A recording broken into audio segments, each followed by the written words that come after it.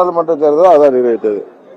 பழனிசாமி கையில 2017 நவம்பர் 23ஆம் தேதி தேர்தல் ஆணையம் இரட்டைலையை கொடுத்து அதிமுக என்கிற கட்சி பெயரை அவர்தான் பயன்படுத்தலாம் என்று சொன்னதிலிருந்து தொடர்ந்து நடந்த ஆர்கே நகர் தேர்தலில் அம்மாவின் தொகுதியில துரதிருஷ்டவசமாக நான் அம்மாவின் கட்சியை எதிர்த்து போட்டியிட்டு அம்மாவிற்கு அடுத்ததாக அங்கே சட்டமன்ற உறுப்பினராக சுயேட்சையாக என்னை வெற்றி பெற செய்தார்கள்.